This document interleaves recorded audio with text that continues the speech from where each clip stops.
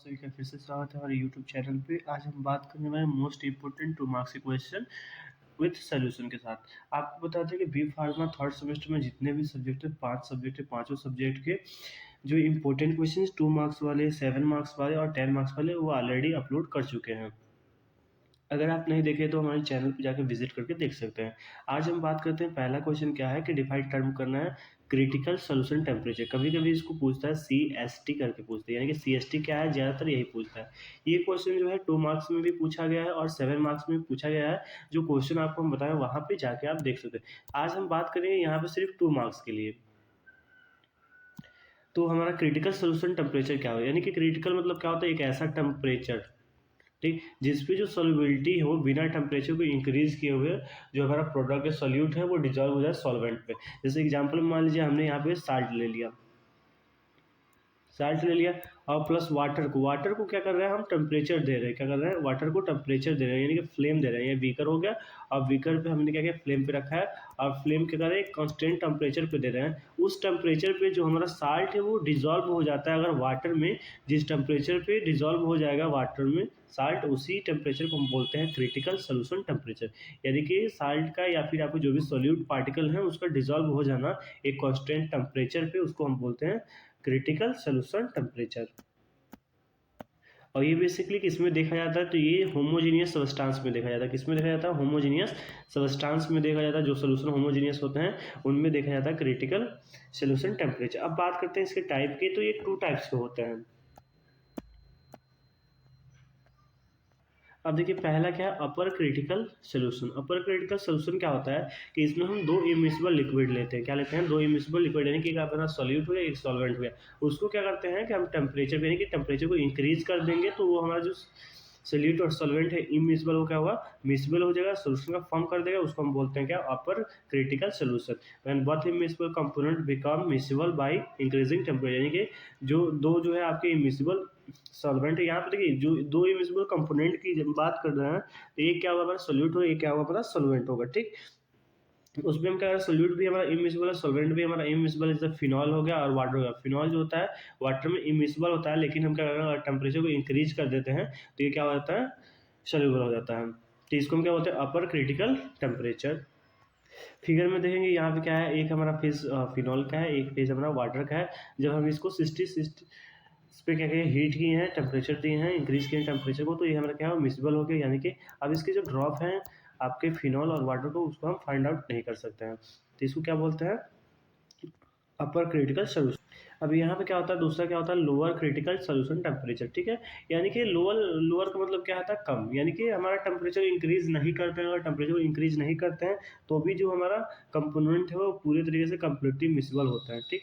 तो यहाँ पे एग्जाम्पल में देखिएगा, जैसे क्या करें, यहाँ पे हमारा 2 प्रोडक्ट हो गया, ट्राईमिथाइल एमीन हो गया, यहाँ पे वाटर हो गया। जब हम दोनों को क्या हीट किया, यानी कि लो टेम्परेचर पे हीट किए, तो ये क्या होगा, मिसिबल हो गया। तो इसमें क्या होता है, टेम्परेचर इंक्रीजमेंट की जरूरत नहीं होता है। अगर टेम्परेचर डिक्रीज भी हो जाता है तो ये मिसिबल हो जाता है। एप्लीकेशन की बात करें जो मोस्ट इंपॉर्टेंट होता है, कभी कभी 2 मार्क्स में सिर्फ एप्लीकेशन ही पूछता है CST का। अगर वहाँ पे आपने CST को एक्सप्लेन कर लिया, उसके टाइप को एक्सप्लेन कर लिया, तो मार्क्स नहीं मिलेंगे, क्योंकि एप्लीकेशन मोस्ट इंपॉर्टेंट होता है CST का। देखिए इसकी एप्लीकेशन की बात करें, CST का एप्लीकेशन क्या होता है, तो पहले हम क्या करते हैं, प्योरिटी को डिटरमाइन करते हैं। प्योरिटी डिटरमाइन करते हैं, जो ये प्योरिटी होती है आपके प्रोडक्ट में, उसको हम अलग कर सकते हैं। उसके बाद हम क्या करते हैं, सेपरेट करते हैं लिक्विड को और एक्सट्रैक्ट नेचुरल ड्रग को। तो ये क्या होगा, हमारे यूजेस हो गए। यहाँ पे आपके एग्जाम्पल दे चुके हैं। क्वेश्चन क्या हो, आपके फ्रीली सोल्यूबल क्या होता है। फ्रीली सोल्यूबल क्या, यानी कि आपको ना ही टेम्परेचर चेंज करना है, ना ही प्रेशर बढ़ाना है। यानी कि ऐसा प्रोडक्ट जो फ्रीली सोल्यूबल हो जाए उसको क्या बोलते हैं, फ्रीली सोल्यूबल। जैसे सॉल्वेंट हो गया हमारा, जो फ्रीली सॉल्वेंट में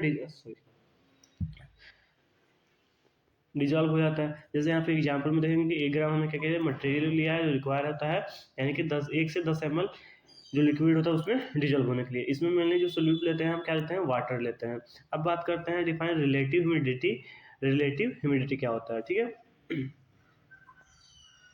ह्यूमिडिटी क्या होती है पहले समझते हैं। ह्यूमिडिटी का मतलब होता है नमी, यानी कि जो आपके एयर हो गए या फिर जो भी आपके प्रोडक्ट हुए उसमें कितनी नमी, यानी कि कितने मॉलिक्यूल्स जो है वाटर के ऑब्जर्व किए गए हैं उस पार्टिकल के थ्रू। तो इसमें क्या होता है, इक्वल रेशियो देखा जाता है आपके पार्टिकल प्रेशर का और वेपर प्रेशर का, ठीक है। यहाँ पे एग्जांपल में देते हैं, रिलेटिव ह्यूमिडिटी क्या होगा, actual pressure of the water in the water mixture.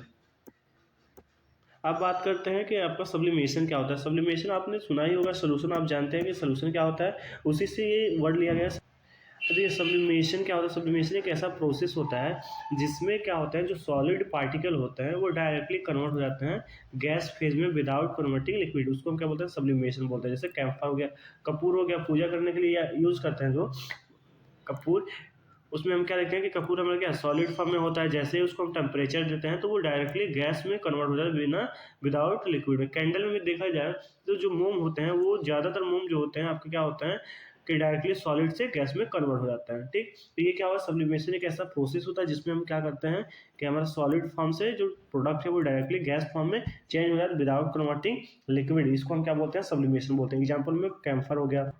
अब बात करते हैं HLB स्केल क्या होता है। HLB स्केल तो जो होता है मोस्ट इंपॉर्टेंट होता है, ये 7 और 2 मार्क्स में या फिर 10 मार्क्स में कई बार पूछा जाता है। ठीक है, हम यहाँ पे बात करें सिर्फ 2 मार्क्स के लिए, यानी कि HLB स्केल होता क्या है। HLB स्केल आपका क्या होता है? स्केल होता है। स्केल का मतलब क्या होता है कि ऐसा कंपोनेंट हो गया या फिर ऐसा कंपो जिससे हम क्या करते हैं, किसी भी चीज़ को मेजर करते हैं। क्या करते हैं? मेजर करते हैं। आपने स्केल जो यूज करता है नॉर्मली, उसको हम क्या बोलते हैं? जो स्केल होता है वो क्या किस लिए यूज करते हैं? ताकि हम मेजर कर सकें किसी की हाइट को, लेंथ को।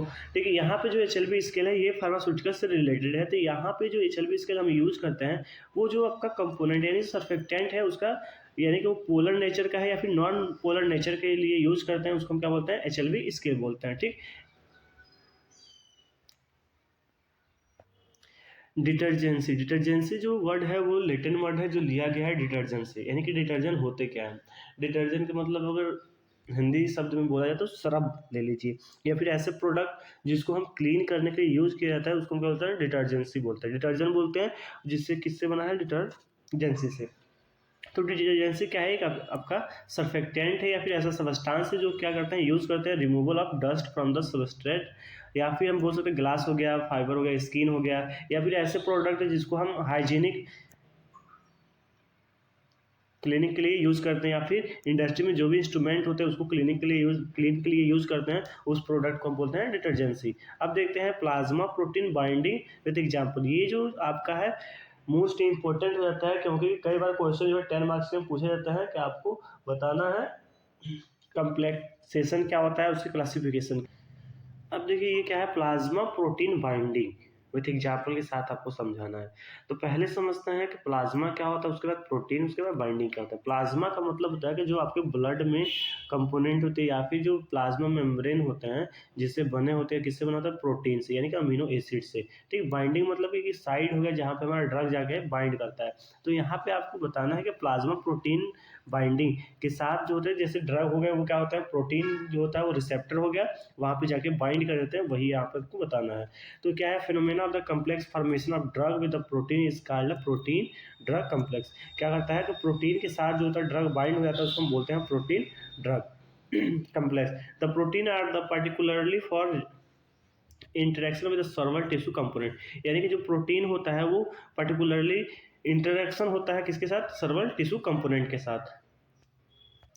जैसे यहाँ पे एल्बुमिन हो गया, ये क्या हो गया? एग्जाम्पल हो गया जो प्रेजेंट होता है ब्लड में लेवल में। एल्बुमिन जो होता है वेरी हाईली जो होता है प्ले करता है, इंपॉर्टेंट रोल प्ले करता है किसमें?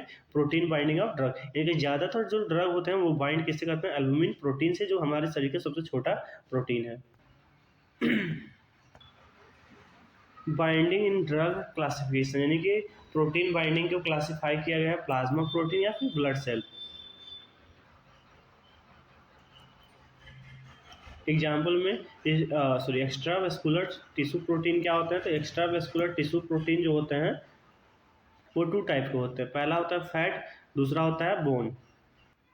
प्रोटीन बाइंडिंग में भी डिवाइडेड इनटू 2 पार्ट। पहला होता है इंट्रा सेलुलर बाइंडिंग और दूसरा होता है एक्स्ट्रा सेलुलर बाइंडिंग।